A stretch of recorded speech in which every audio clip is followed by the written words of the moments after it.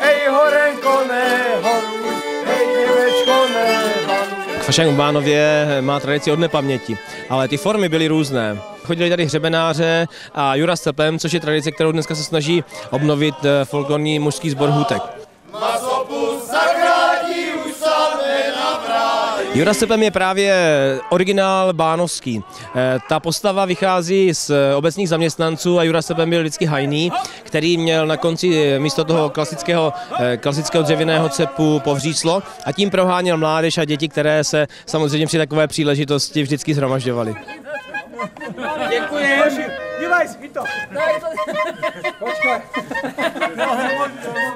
Ta tradice tu se obnovuje možná po takových 35 letech, protože byla taková dlouhá pauza, kdy chodili jenom odvedenci. Když skončila vojenská služba, tak začali chodit potom už folklorní soubory a dneska ti muži, kteří si to ještě pamatují, tak chtějí navázat na tu tradici a obnovit ji.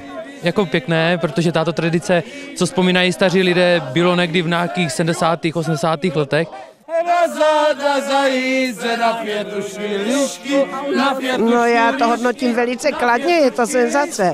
A to je de facto už třetí fašang v Bánově. Napřed malé děti, potom kohoutek, strůček, kuřátko a Hůtek teď.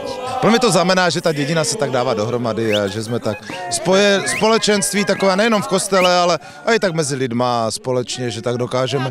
Děkuju, jo, že jsme tak společně spojení, ať už lidé věřící, méně věřící, ale že jsme taková jedna dědina, jedna rodina.